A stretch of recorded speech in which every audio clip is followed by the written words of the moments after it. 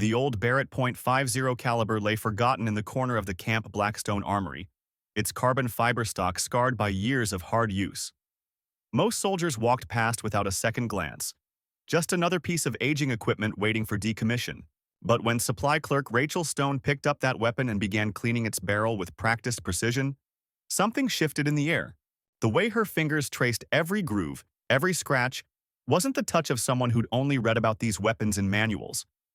Then Colonel Martinez caught sight of something etched deep into the receiver, a symbol that made his blood run cold.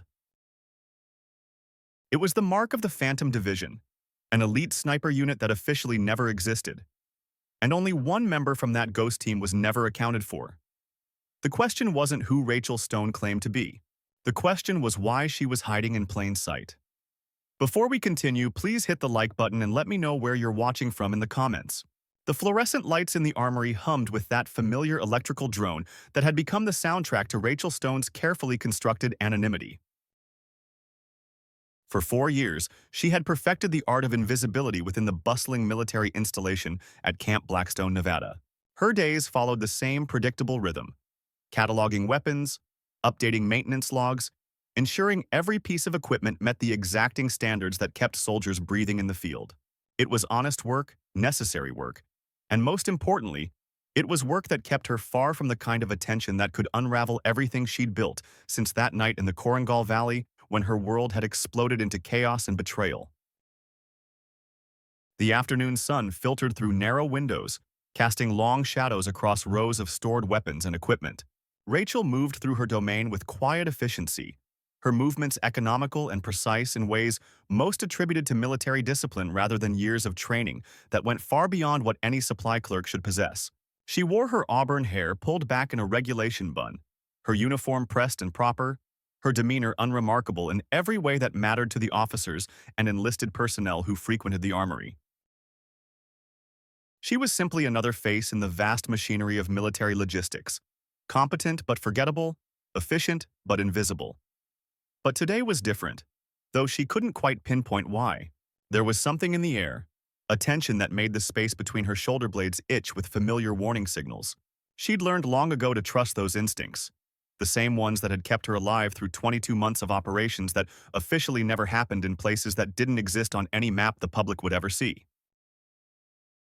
The Barrett had been sitting in that corner for 3 weeks, tagged for decommission but somehow overlooked in the endless shuffle of paperwork and priorities. Rachel had noticed it immediately when it arrived, had felt that familiar pull she'd worked so hard to suppress. She'd managed to avoid it for 21 days, focusing on other tasks, other weapons, anything that wouldn't remind her of the life she'd left behind. But today, with the afternoon light hitting it just right and the armory unusually quiet, she found herself drawn to it like steel to a magnet. The rifle was a thing of beauty despite its age and wear. The Barrett M82A1 had been the backbone of military long-range precision for decades, and this particular specimen bore the marks of extensive use. The barrel showed signs of careful maintenance, the kind that spoke of someone who understood that a sniper's rifle wasn't just a tool, but an extension of their very soul. Rachel lifted it carefully, muscle memory taking over as she checked the chamber and engaged the safety with movements so fluid they seemed choreographed. She found a cleaning kit and set up at one of the maintenance benches, spreading out components with the same reverence a surgeon might show while preparing for a delicate operation. The familiar smell of CLP and cleaning solvent filled her nostrils, triggering a cascade of memories she'd spent 4 years trying to bury. But there was something therapeutic about the ritual, something that spoke to the part of her that had once been the best at what she did. Even if what she did wasn't supposed to exist. Talking to yourself again, Stone? The voice belonged to Sergeant Kevin Walsh, a decent enough guy who managed the armory's incoming shipments. He had the kind of easy smile that suggested he'd never seen the inside of a firefight, never watched teammates bleed out in hostile territory. Just keeping the equipment company, Rachel replied without looking up from her work. Beats listening to your war stories about the mess hall. Walsh chuckled. Fair enough. Though I gotta say, you've got away with these old girls. Half the stuff that comes through here looks like it's been through a blender, but you always manage to make it sing. Rachel continued working the action, feeling the smooth mechanical precision that had made the Barrett legendary among those who, knew such things. Each component received her full attention, cleaned and inspected with thoroughness that went far beyond standard maintenance protocols.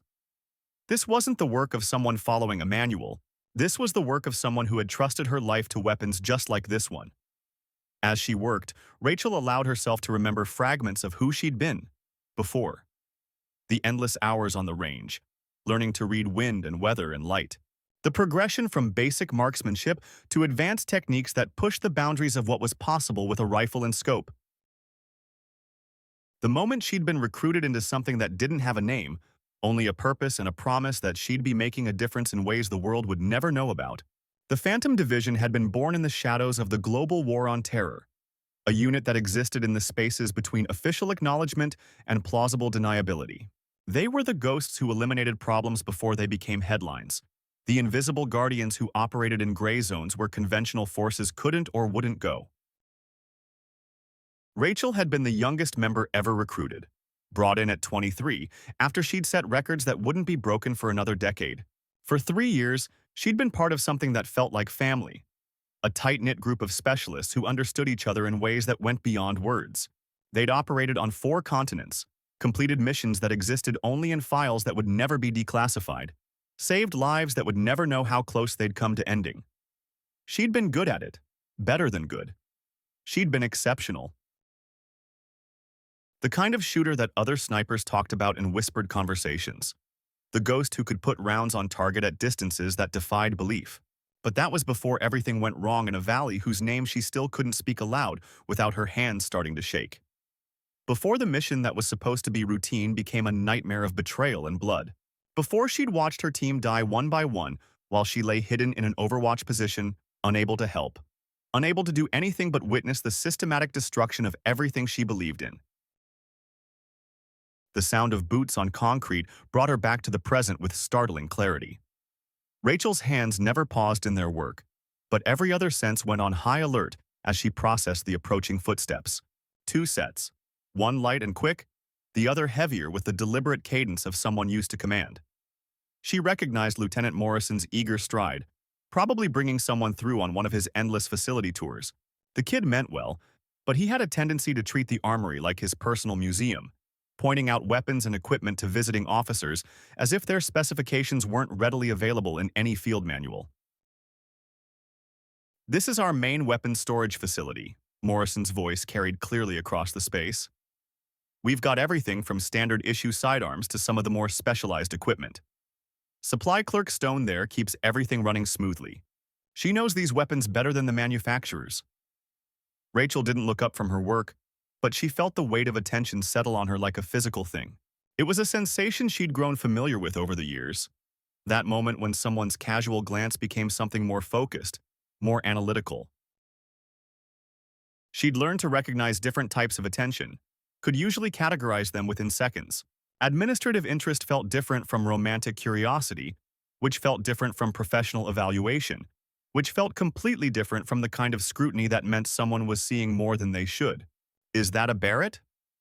The second voice was older, rougher, carrying the kind of authority that came from decades of service in places where authority meant the difference between mission success and body bags. "Yes, sir," Morrison replied with the enthusiasm of someone who'd finally found an audience for his weapons knowledge. Pretty old system, but still effective in the right hands. Clerk Stone was just giving it a routine cleaning before decommission. The footsteps moved closer, and Rachel felt that familiar tension building between her shoulder blades. She kept her movement steady and professional, running the cleaning rod through the barrel one more time before setting it aside and reaching for the receiver. The carbon fiber furniture was where the rifle's history really showed, scarred by years of field use and marked with wear patterns that spoke of countless hours in prone position, waiting for the perfect shot. "Mind if I take a look?"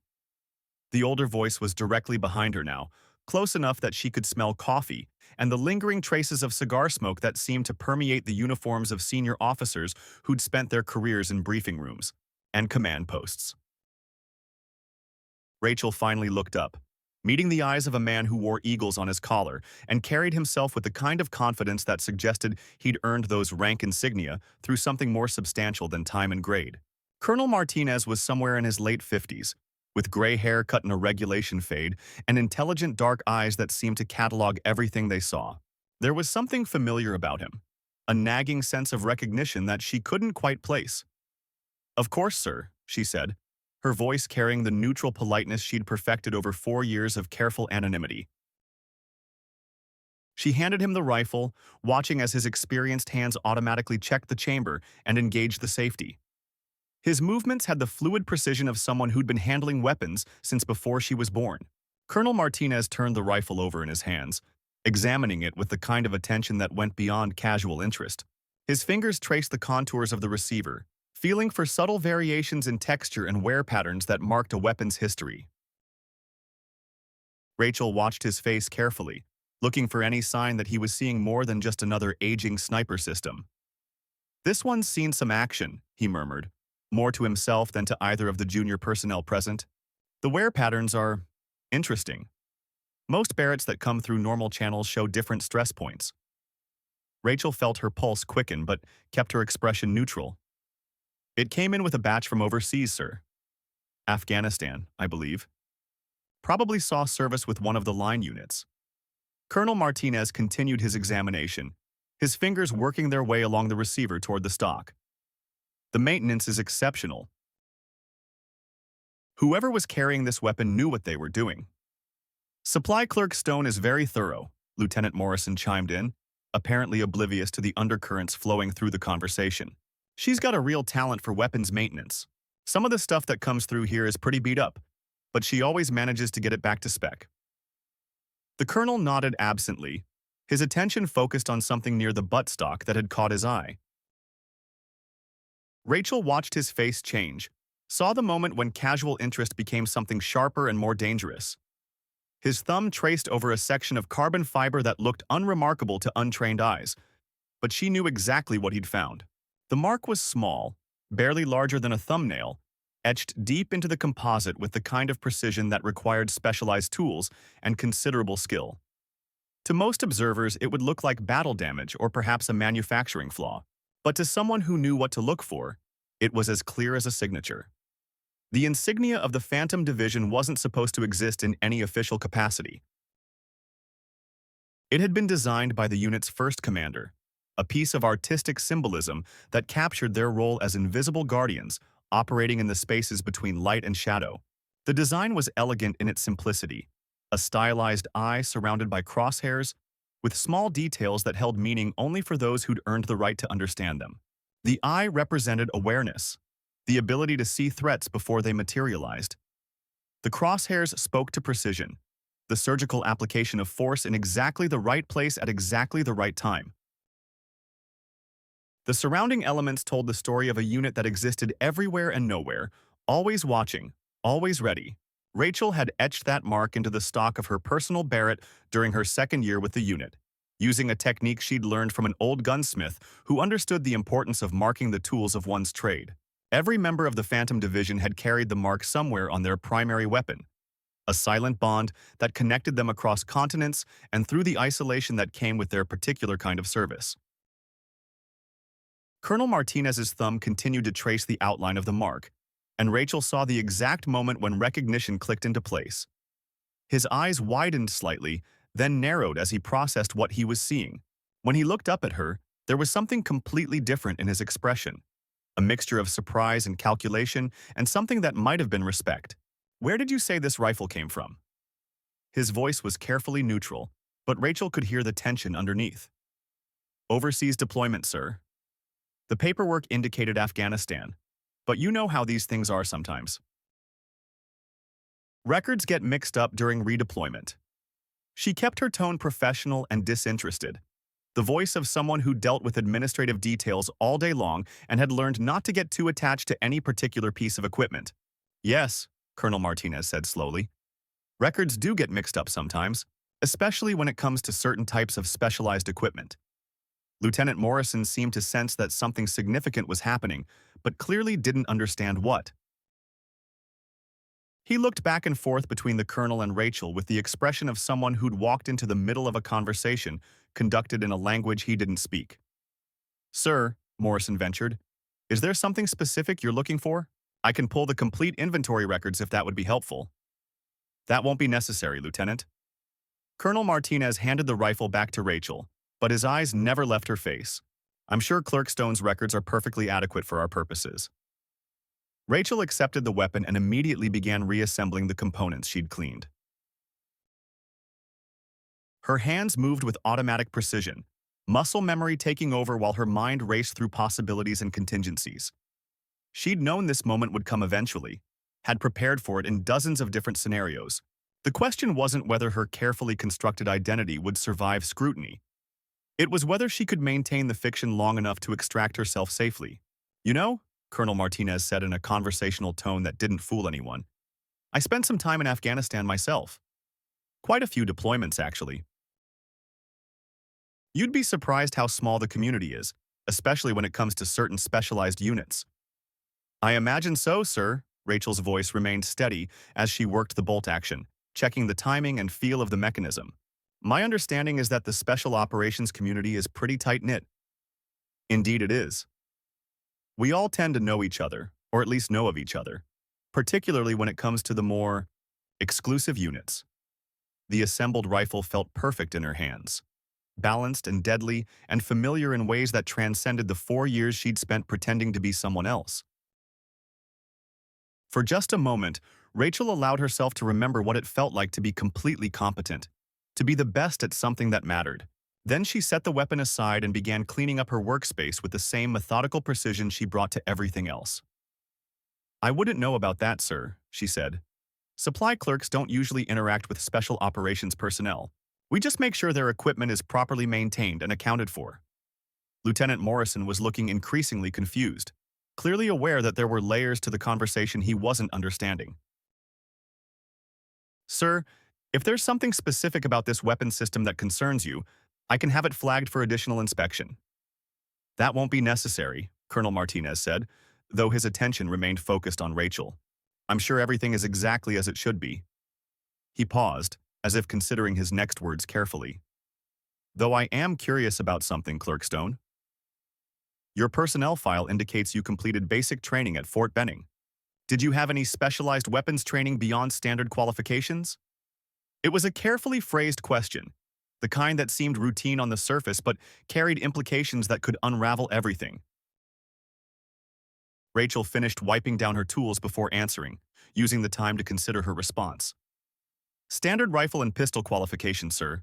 Nothing beyond basic proficiency. She met his eyes directly, projecting the calm confidence of someone with nothing to hide. Though I've always been interested in weapon systems from a technical perspective, understanding how they work helps me maintain them properly. Technical perspective, Colonel Martinez repeated thoughtfully. That's interesting. The level of care you showed with that Barrett suggests considerably more than technical interest. I take pride in my work, sir. The cleaning kit was packed away now, every tool in its proper place. These weapons keep our soldiers alive. They deserve the best maintenance possible. Admirable sentiment.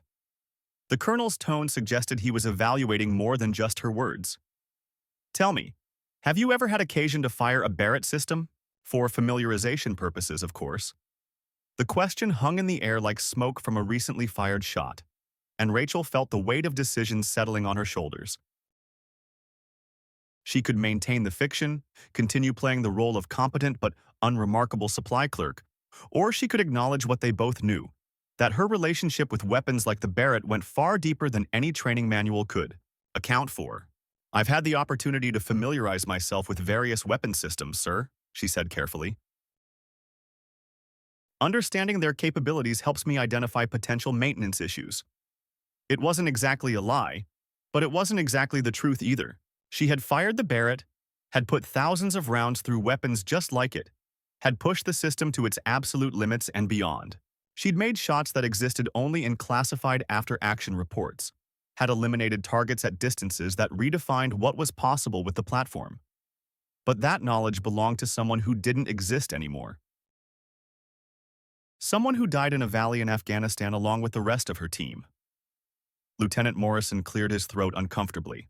Sir, if you need detailed specifications on the Barrett system, I have technical manuals. That won't be necessary, Lieutenant. Colonel Martinez interrupted, his voice carrying the kind of authority that ended discussions immediately.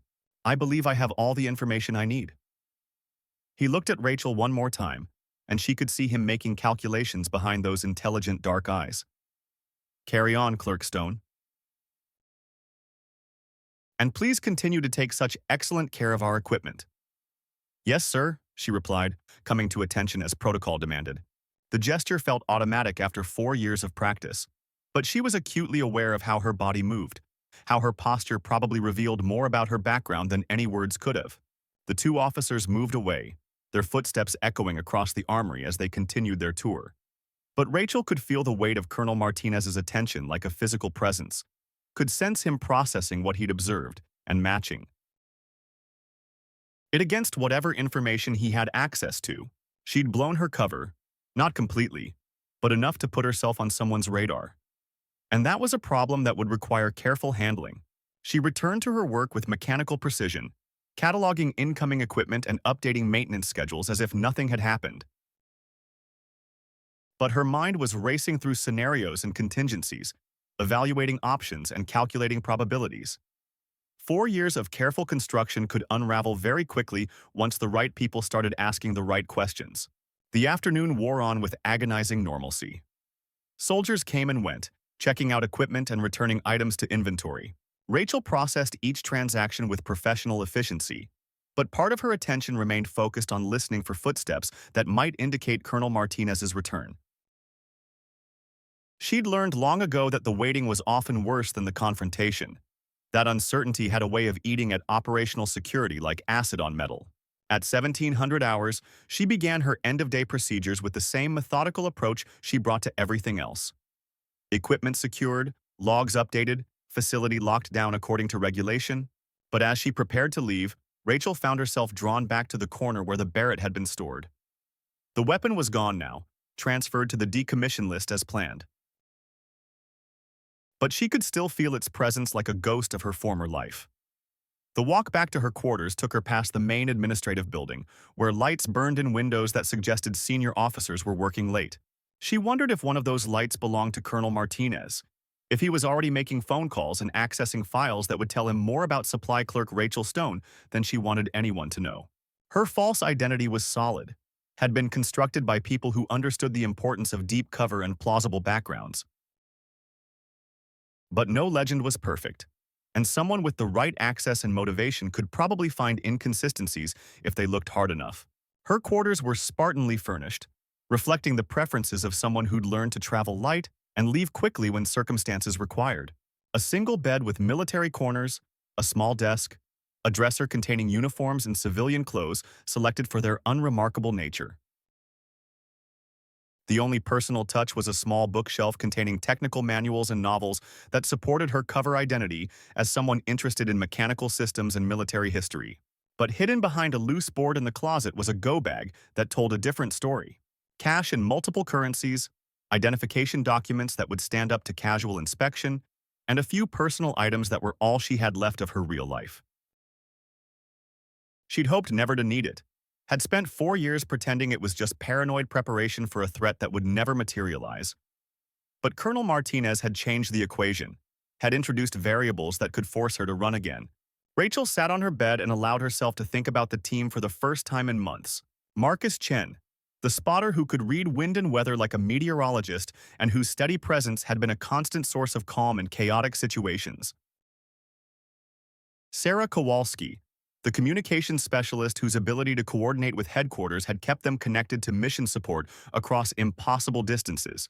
James Rodriguez, the medic whose skills had saved all their lives at various times and whose dry humor had kept morale up during the worst assignments. And David Park, their team leader, the man who'd recruited Rachel personally and had become something like an older brother over 3 years of operations. David, who'd made the hard decisions, who'd taken responsibility for their successes and their failures, who died trying to cover their extraction when everything went wrong in that valley, whose name she still couldn't speak aloud.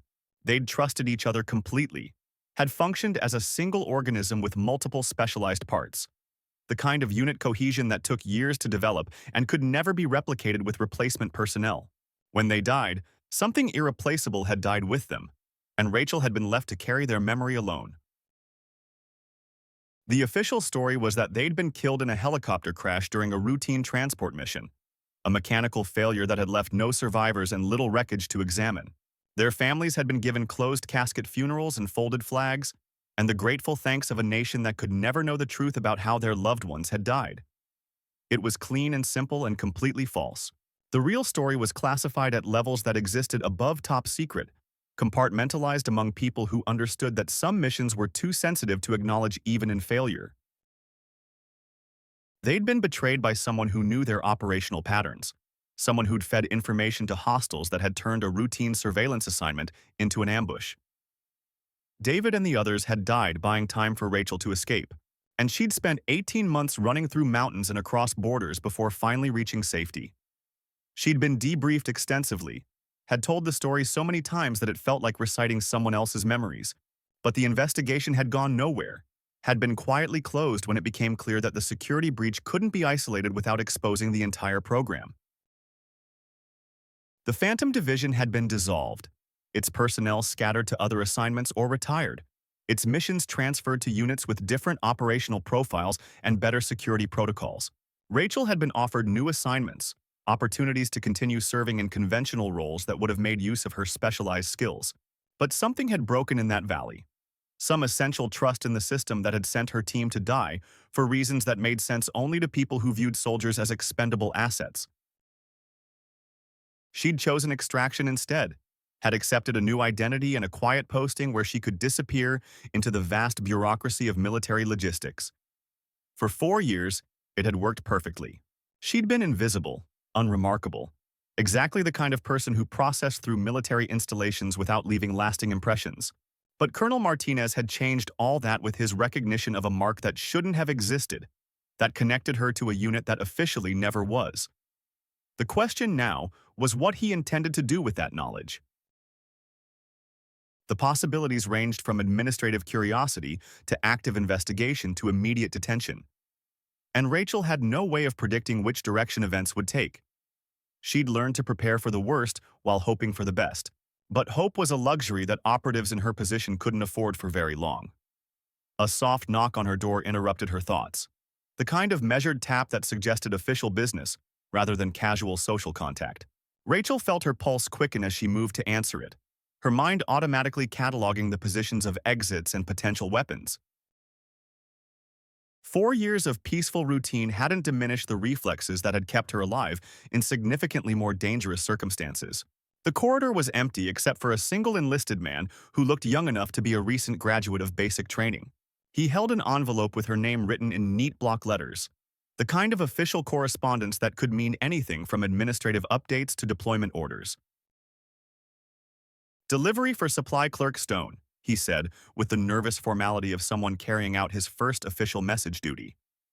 "Thank you," Rachel replied, accepting the envelope with steady hands. The young soldier saluted and departed quickly, leaving her alone with whatever news the envelope contained. The paper was standard military issue, but the weight suggested multiple pages rather than a simple memorandum. Rachel closed the door and sat at her desk before opening it, instinctively positioning herself where she could see both the door and the single window that offered an alternative exit route. The first page was exactly what she'd expected, a request for her to report to Colonel Martinez's office at 0800 hours the following morning. The language was formal but not threatening, couched in standard terminology of administrative routine. But the second page made her blood run cold.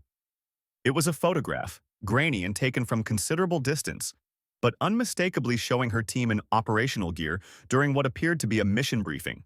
The image was date-stamped 3 days before they died, and the location coordinates placed it at a forward operating base that didn't exist on any official maps.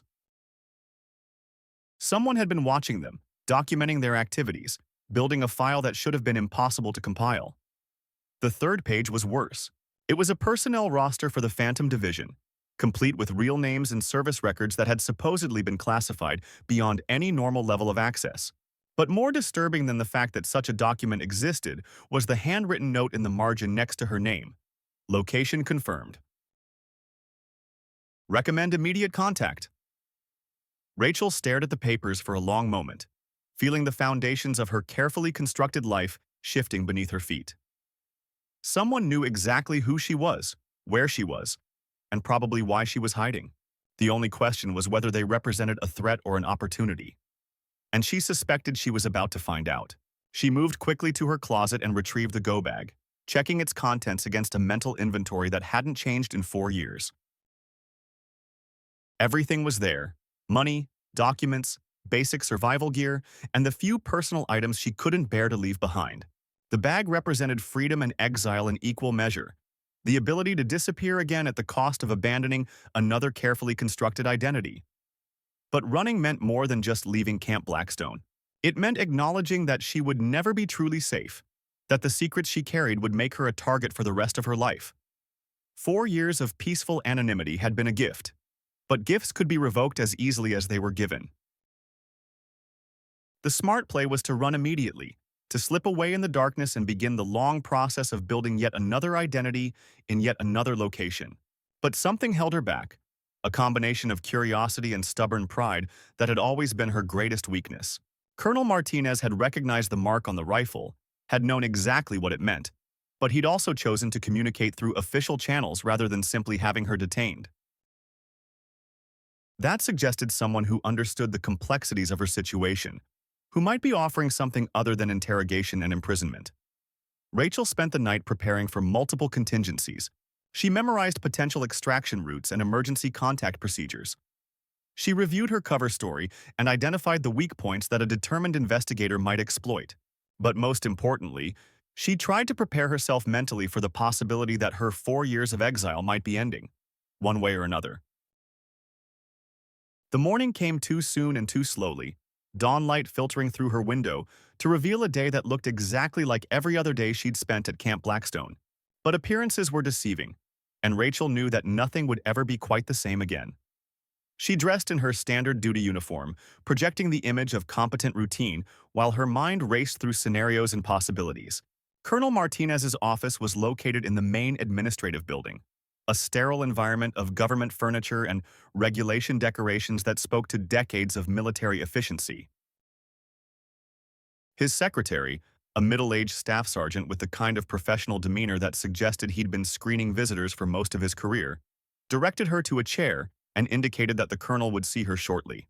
The wait stretched longer than necessary, a psychological tactic that Rachel recognized from her own training in interrogation resistance.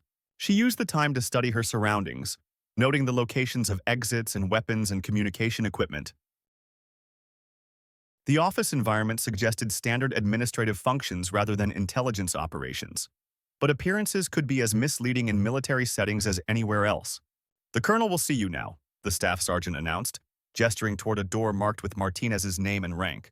Rachel stood and moved forward with the measured pace of someone reporting for routine business, but her senses were hyper-alert for any sign that this was something other than it appeared. Colonel Martinez was seated behind a desk that looked like it had been issued sometime during the Cold War, its metal surface covered with the organized chaos of someone who dealt with multiple priorities simultaneously. He looked up as she entered, his expression unreadable but not actively hostile. That was something, at least. "Close the door behind you, please," he said, and Rachel complied while noting that he hadn't directed her to sit. Sometimes the smallest details revealed the most about what someone was really thinking. "You received my message," Martinez continued, gesturing toward a chair positioned directly across from his desk. "I trust you found it." Informative. "Yes, sir," Rachel replied, settling into the offered seat with movements that projected calm professionalism, "though I'm not entirely certain what you're looking for from me." Colonel Martinez leaned back in his chair, studying her with the kind of attention that suggested he was evaluating more than just her words. "What I'm looking for, Clerk Stone, is honesty. The kind that cuts through 4 years of carefully constructed fiction and gets to the truth about who you really are." The directness of his approach was both refreshing and terrifying. No more verbal sparring, no more pretending they were discussing routine administrative matters. Just straightforward acknowledgement that her cover was blown, and they both knew it. "I'm not sure what you mean, sir," she said, maintaining the fiction one last time. "I'm exactly who my personnel file says I am." "Your personnel file," Martinez repeated, reaching into his desk drawer and withdrawing a thick folder. Says that you're Rachel Marie Stone, born in Phoenix, Arizona, graduated from basic training with unremarkable scores, and assigned to supply duties based on your aptitude for detail-oriented work.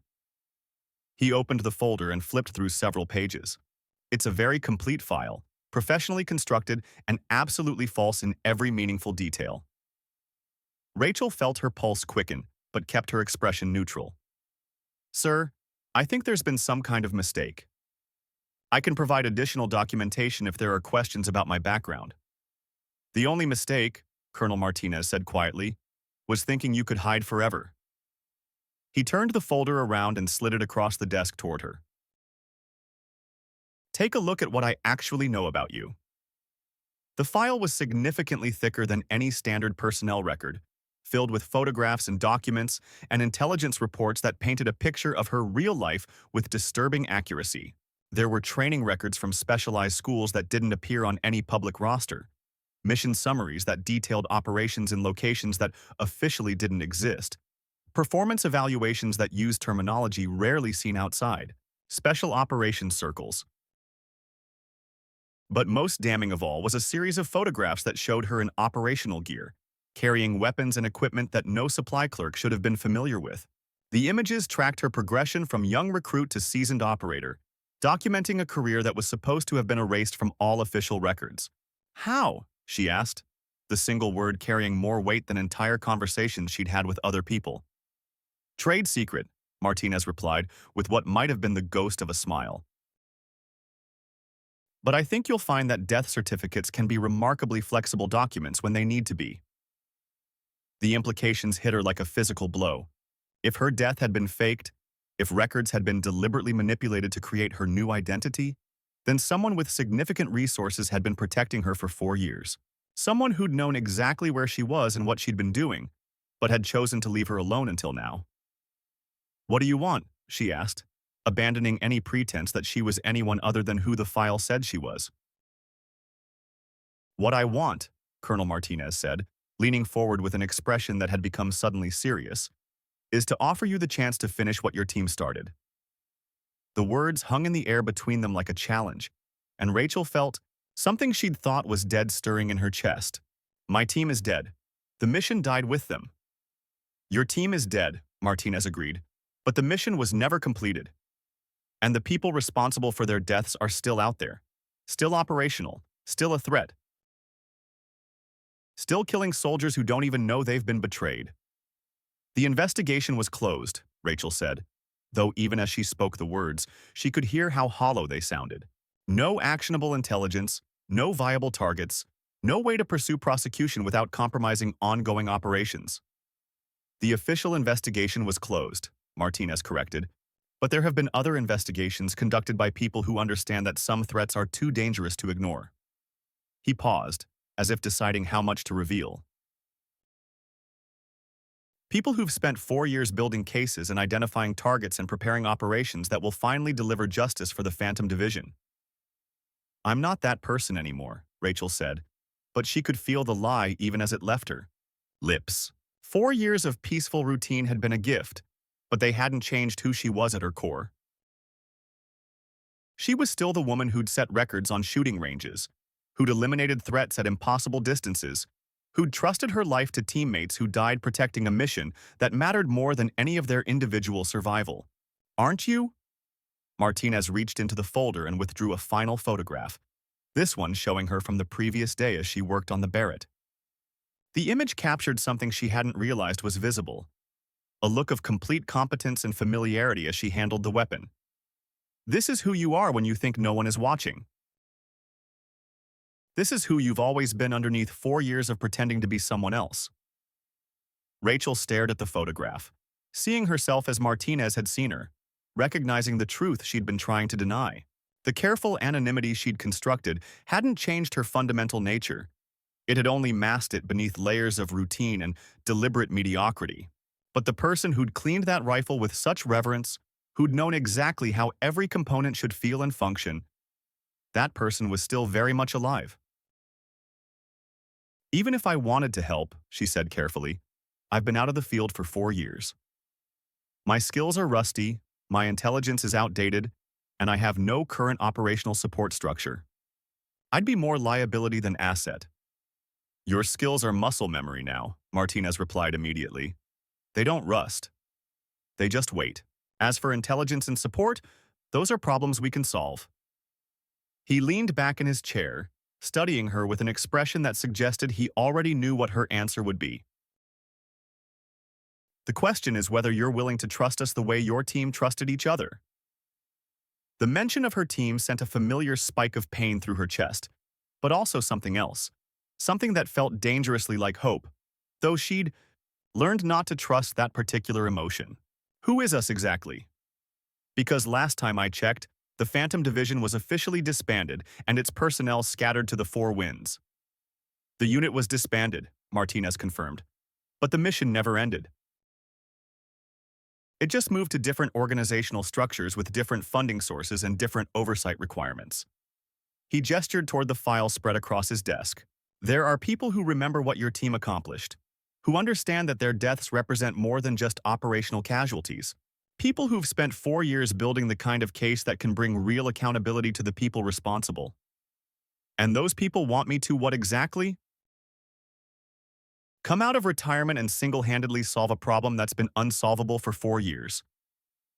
Rachel kept her voice level, but she could feel something shifting inside her, like machinery that had been dormant finally beginning to turn. Those people want you to do what you've always done best, Martinez replied. Eliminate threats that can't be addressed through conventional means. But this time, instead of working alone behind enemy lines, you'll have full support and authorization to pursue targets wherever they lead. The offer was everything she'd dreamed about during the darkest moments of her exile. The chance to finally strike back at the people who'd destroyed her team and then hidden behind bureaucratic protection and classified programs. But 4 years of careful reflection had taught her to be suspicious of offers that seemed too good to be true. What's the catch? She asked. Because there's always a catch with operations like this. The catch, Martinez said, with the kind of honesty that was either completely genuine or expertly calculated, is that some of the people responsible for your team's death are still in positions of significant authority within our own government. Pursuing them will require operating in gray zones that make your previous missions look straightforward by comparison. Rachel felt her pulse quicken as the implications sank in. Betrayal that originated from within meant more than just enemy action.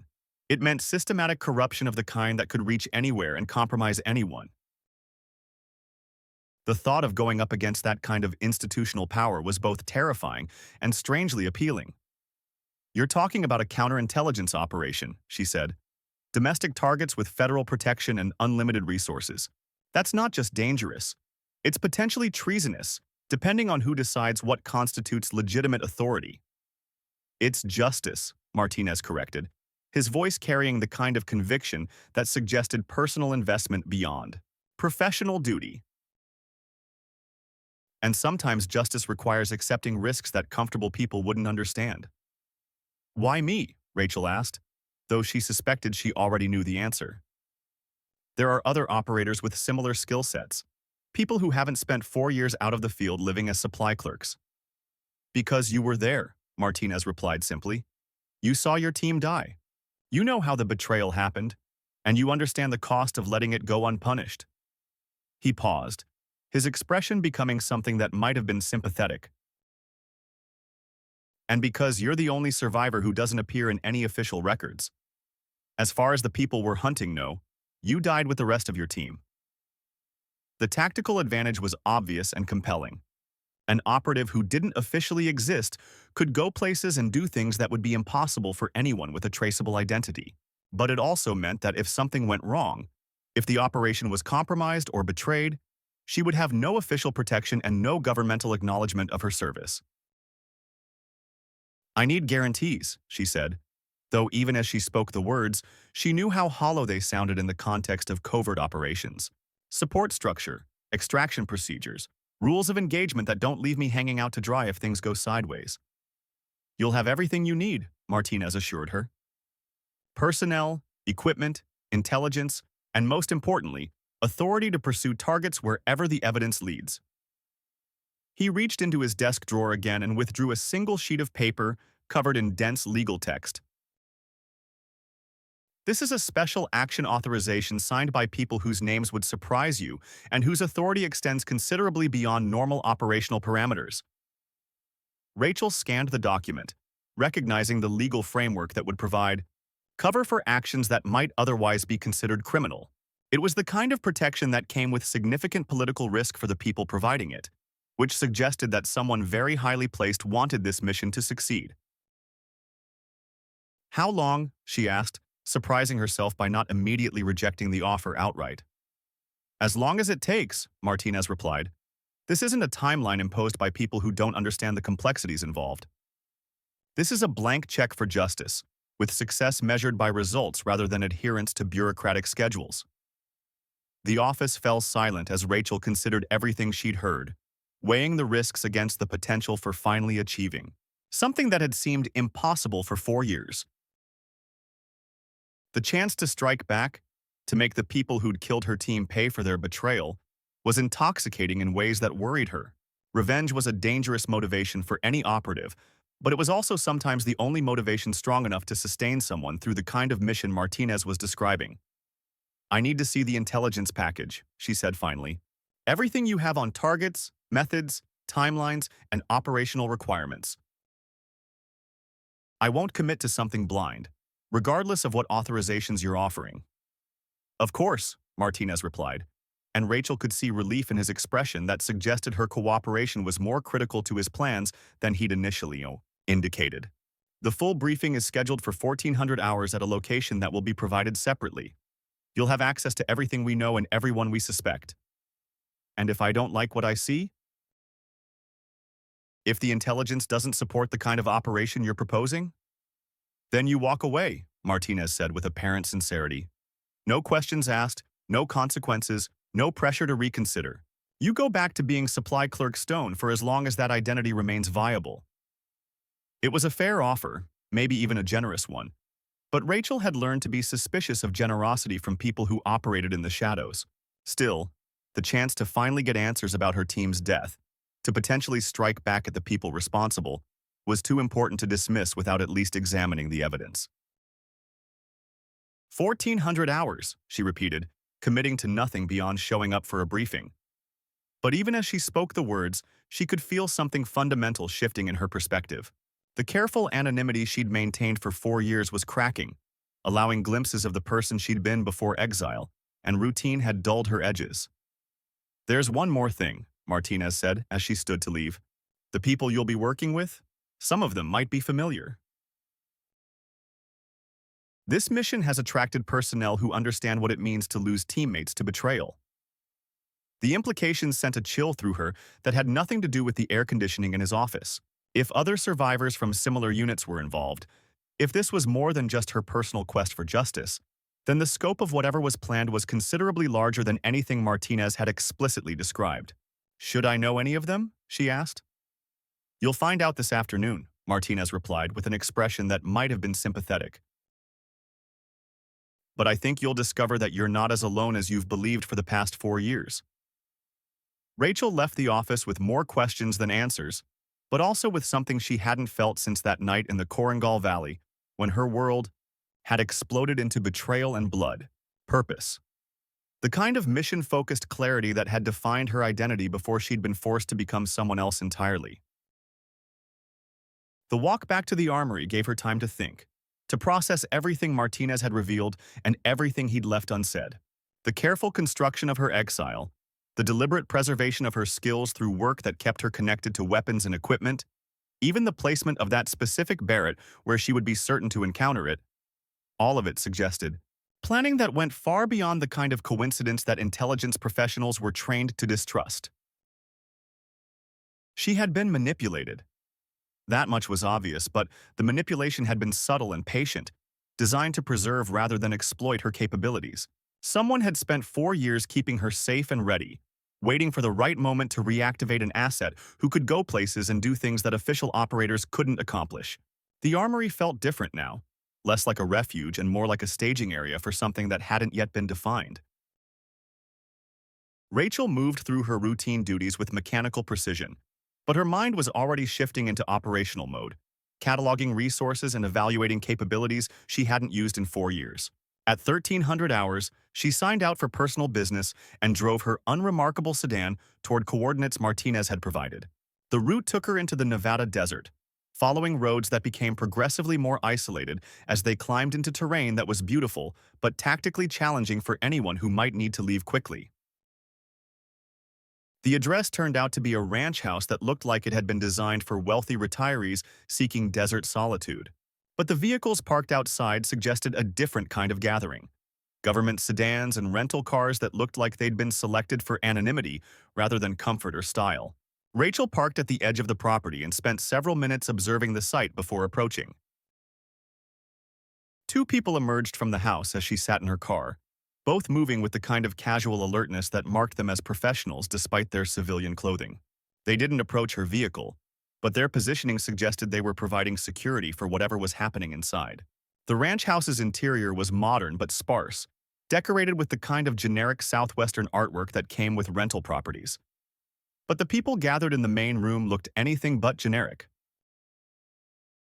Despite their efforts to appear like ordinary citizens on a recreational outing, Rachel recognized the signs immediately.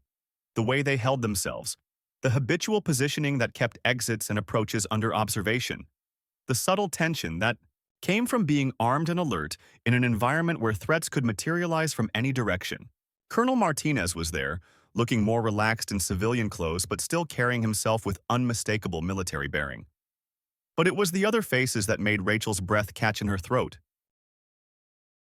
People she thought were dead or scattered or lost to the same bureaucratic dissolution that had forced her into exile.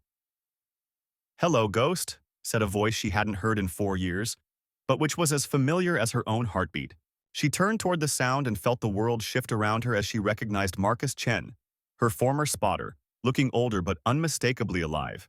Behind him, Sarah Kowalski emerged from what appeared to be a kitchen area, carrying coffee and wearing an expression of cautious hope. And leaning against the far wall, James Rodriguez watched her with the same steady competence that had made him the best medic she'd ever worked with. "You're dead," she whispered, the words barely audible but carrying the weight of 4 years of grief and guilt and survivor's regret. "So are you," Marcus replied with the ghost of his familiar grin. At least, that's what the official records indicate. The reunion was everything Rachel had dreamed about during her darkest moments of exile, but also somehow less than she'd expected. 4 years of believing she was the only survivor had created a kind of protective psychological scar tissue that didn't easily accommodate the reality of seeing her teammates alive and functional. The joy was there, but it was complicated by anger at being deceived and confusion about why the deception had been necessary. "Why?" she asked, directing the question at Martinez but including everyone in the room. "Why let me think I was alone? Why 4 years of exile and false identities when you were all out there, alive and operational?" "Because we weren't sure who to trust," Sarah replied, her voice carrying the same analytical precision that had made her such an effective communications specialist. "The betrayal that killed our mission came from inside our own command structure. We couldn't risk exposing survivors until we were certain about who was compromised and who was clean." 4 years, Rachel repeated, feeling the weight of wasted time and unnecessary isolation settling on her shoulders like a physical burden. 4 years of thinking I was the only one left, the only one who remembered what really happened. 4 years of staying alive while we built cases and identified targets, James interjected with characteristic directness. 4 years of investigation and preparation that's finally ready to produce results. The explanation made tactical sense, but it didn't ease the emotional impact of discovering that her exile had been both real and unnecessary. She'd been protected by isolation but also punished by it, cut off from the people who might have understood what she'd experienced and helped her process the trauma that came with losing everything she'd believed in. "Show me," she said, settling into one of the ranch house's leather chairs and focusing on the mission rather than the personal complications it represented. "Show me what 4 years of investigation has produced and what you think I can contribute that you haven't already accomplished." Martinez opened a briefcase that had been sitting on the house's dining table, withdrawing files and photographs and Documents that represented more comprehensive intelligence than Rachel had seen since her active duty days. The scope was staggering, reaching into multiple government agencies and private corporations, tracking money and communications and personnel movements across continents and through years of careful development. The short version, Martinez began, is that your team was betrayed by someone who was selling operational intelligence to hostile groups for significant financial compensation. But the betrayal wasn't isolated to your mission. It was part of a systematic compromise that's been responsible for casualties across multiple special operations units over the past 7 years. The photographs showed faces Rachel recognized from intelligence briefings. High-ranking officials and defense contractors and political appointees who held positions that gave them access to the most sensitive operational information. But more disturbing were the financial records that showed patterns of payment and communication that suggested coordination at levels that could compromise national security on a massive scale. "How many teams?" she asked, though she wasn't certain she wanted to know the answer. 19 confirmed, Sarah replied, consulting notes that looked like they represented months of painstaking research. Probably more that we haven't been able to document yet. The pattern is consistent. Missions are compromised through intelligence leaks, personnel are killed or captured, and investigations are terminated before they can identify the source of the breach. The scale was breathtaking and terrifying, suggesting corruption that reached into the highest levels of government and military command. The kind of systematic betrayal that could undermine not just individual missions, but the entire framework of national security that protected millions of civilians who would never know how close they'd come to catastrophic compromise. "What's the objective?" Rachel asked, though she suspected the answer would be as complex as the problem itself. "Accountability," Martinez said simply. "Real consequences for people who've treated American soldiers as expendable assets in pursuit of personal profit. Justice for the teams that died because someone decided their lives were worth less than money. And revenge," Marcus added, with the kind of honesty that made the mission statement complete. "Because some things can't be forgiven, and some people don't deserve to walk away from what they've done." The combination of justice and revenge was dangerous but compelling, the kind of motivation that could sustain operators through missions that pushed beyond conventional boundaries of law and morality. Rachel had spent 4 years learning to live with the knowledge that her team's killers would never face consequences for their actions. But now, she was being offered the chance to ensure that justice was served, regardless of legal technicalities or political considerations. "What's my role?" she asked, committing to the mission before she'd consciously decided to accept it.